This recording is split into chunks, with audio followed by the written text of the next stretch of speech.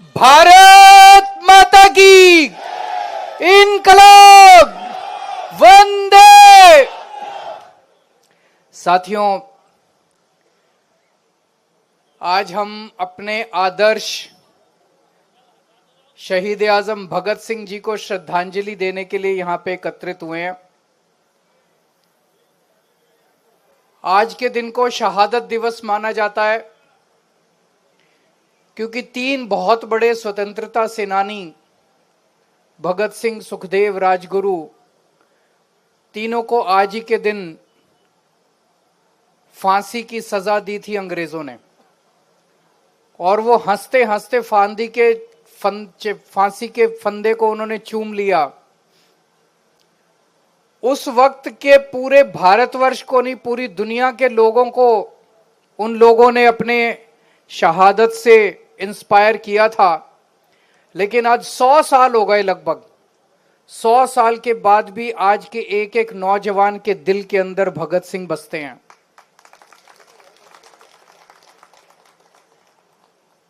हमने भगत सिंह को और बाबा साहब अंबेडकर को अपना आदर्श माना है।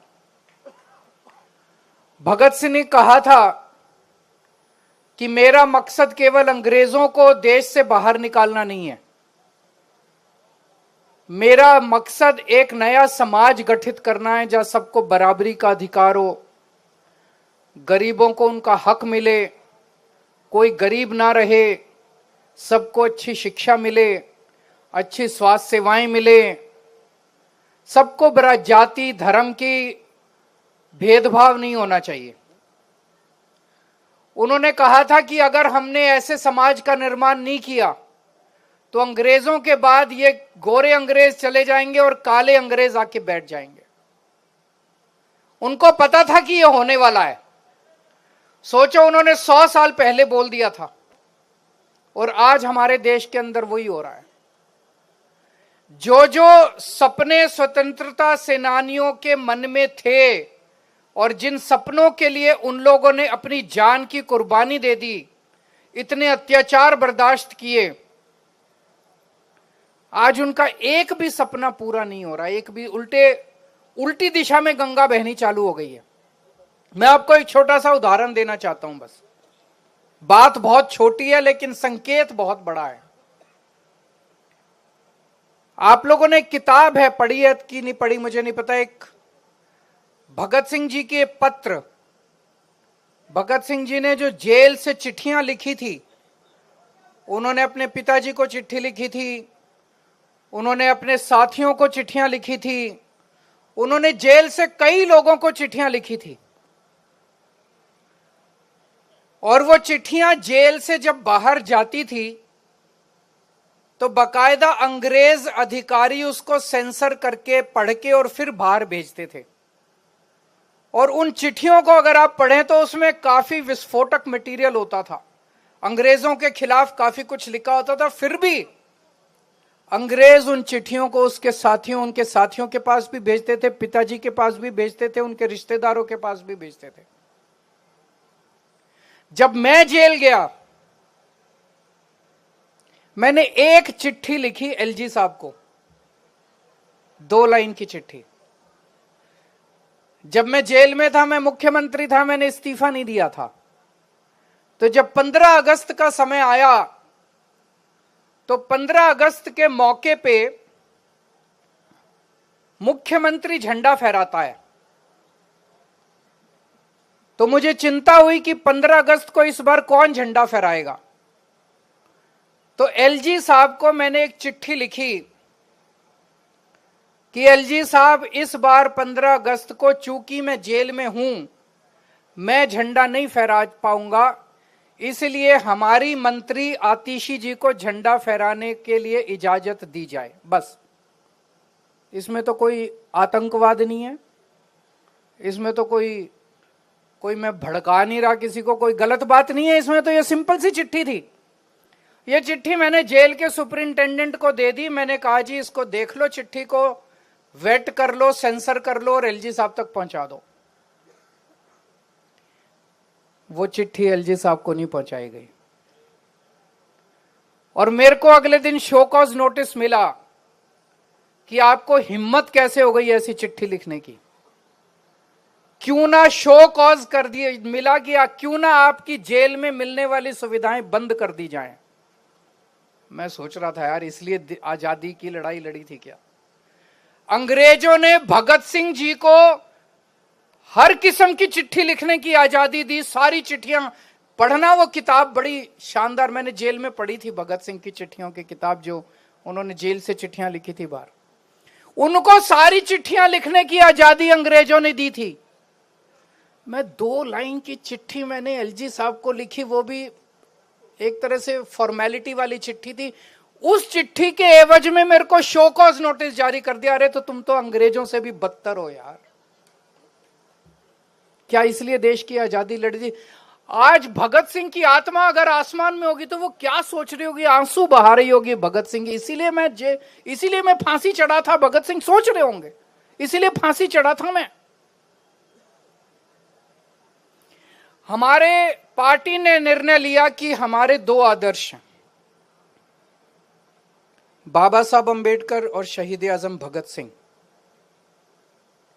हमने मेरे घर पे, जहां मैं कमरे में बैठता हूं, मेरे घर पे भी जितने लोग आते हैं, दोनों की फोटो लगी हुई है। घर पे भी जितने हमारे दिल्ली सरकार में दफ्तर थे, सबके ऊपर उनकी फोटो थी। पंजाब में जितने दफ्तर हैं, सब में, हर दफ्तर में भगवंत मान साहब के, सारे मंत्रियों के सारे दफ्तरों के अंदर उन दोनों की तस्वीरें हैं। दिल्ली में सरकार बनने के बाद सबसे पहला काम नई सरकार ने क्या किया? उन दोनों की तस्वीरें हटाने का काम किया। जैसे सबसे बड़ा काम यही था। हम लोग तो सोच रहे थे सरकार बनने के 24 घंटे में वो कहेंगे कि 2500 रुपए का ऐलान करेंगे, सिलेंडर देंगे, कुछ कुछ कर। उन्होंने केवल सबसे पहला काम 48 घंटे के अंदर, 2 दिन के अंदर ये किया, बाबा साहब अंबेडकर की और शहीद आजम भगत सिंह की तस्वीर हटा दी उन्होंने। मेरे को तो बहुत तकलीफ हुई, मुझे तो बहुत तकलीफ हुई। उनकी जगह उन्होंने अपने नेताओं की तस्वीर लगा दी। मैं आपसे पूछना चाहता हूं कि क्या शहीद आजम भगत सिंह और बाबा साहब अंबेडकर से बड़ा इस देश के अंदर कोई बलिदानी हो सकता है, बलिदान देने वाला हो सकता है? जिन्होंने देश की आजादी के लिए इतनी बड़ी कुर्बानियां दी, इतने संघर्ष दिए, उनको हम इस तरह से भूल जाएंगे, उनकी तस्वीरें हटा देंगे? जब हम लोगों ने ये तस्वीरें लगाई थी, जब ऐलान किया था, निर्णय लिया गया था आज से कुछ साल पहले, तो कांग्रेस पार्टी ने और उनके समर्थकों ने हमारी बड़ी निंदा की थी। उन्होंने कहा था इन्होंने गांधी जी की तस्वीर नहीं लगाई, गांधी जी का अपमान किया, गांधी जी की तस्वीर नहीं लगाई। लेकिन जब बीजेपी वालों ने इन दोनों की तस्वीरें हटाई तो कांग्रेस कुछ नहीं बोली। मुझे बड़ी तकलीफ हुई। तो उनको ना तो गांधी जी से प्यार है, ना इनसे प्यार है। ये तो घालमेल चल रहा है इन दोनों के बीच में, है कि नहीं है? इनको किसी से प्यार नहीं है। एक शब्द नहीं कांग्रेस वालों ने बोला, कांग्रेस के समर्थकों ने बोला कि बीजेपी गलत कर रही है। अभी मैं जब आया, सोशल मीडिया पे, ट्विटर पे एक वीडियो देख रहा था मैं। उस वीडियो में एक महिला बस में चढ़ी अभी, और उसने कंडक्टर से पिंक टिकट मांगी। कंडक्टर ने देने से मना कर दिया। कंडक्टर ने बोला कि हमें ऊपर से आदेश आया है कि जिन जिन महिलाओं के पास फोन है उनको टिकट नहीं देनी, वो फोन पे ऐप डाउनलोड करके ऐप से टिकट ले ले। कितनी महिलाएं ऐप डाउनलोड करेंगे? कौन महिला टिकट लेगी? प्रधानमंत्री जी कह के गए थे कि कोई भी सुविधा बंद नहीं की जाएगी। मैं उन्हें अपील करना चाहता हूं कि आपका बड़प्पन तब है जब आप कुछ नई सुविधाएं दें। जो आज मौजूदा सुविधाएं दिल्ली के लोगों को मिल रही हैं वो बंद ना करें। लाखों लाखों महिलाएं रोज दिल्ली की बसों के अंदर सफर करती हैं। बहुत सारी महिलाएं हैं जो इस फ्री बस सफर की वजह से दूर दूर तक अब नौकरी करने लगी हैं, अपना काम धंधा करने लगी हैं। दूर दूर जाके भाई कई बेटियां ऐसी हैं जो कॉलेज की पढ़ाई अब कर पा रही हैं। उन सबको तकलीफ होगी अगर फ्री बस का सफर बंद कर दिया गया। आपने कहा था 8 मार्च को 2500 रुपए आपके अकाउंट में आ जाएंगे, लोग उसकी इंतजार करते रह गए। आपने कहा था होली पे गैस का सिलेंडर मिलेगा, लोग इसकी इंतजार करते रह गए। जो वादे आपने किए थे वो वादे पूरे करो ना। आप पुरानी सुविधाओं को भी बंद करते जा रहे हो, ये तो धोखा हो जाएगा लोगों के साथ, ये तो सही नहीं है।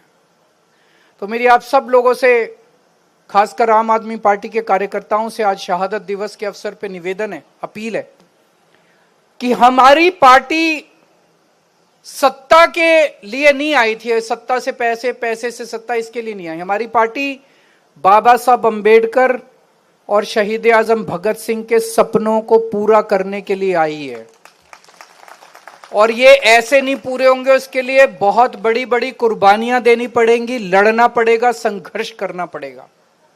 और आज हमारी पार्टी का एक एक कार्यकर्ता वो संघर्ष कर रहा है, चाहे वो सड़क पे कर रहा हो, चाहे असेंबली के अंदर बैठ के कर रहा हो, चाहे संसद के अंदर जब संजय सिंह दहाड़ते हैं तो पूरा देश सुनता है उनको कि किस तरह से ये संघर्ष करते रहना पड़ेगा हम लोगों को। और मैं पूरी तरह, मुझे विश्वास है कि जब आज के दौर का इतिहास लिखा जाएगा तो ये लिखा जाएगा कि केवल आम आदमी पार्टी थी जिसने इन क्रूर शासकों के खिलाफ संघर्ष किया और लड़ाई लड़ी थी। बाबा साहब अंबेडकर, शहीद आजम भगत सिंह,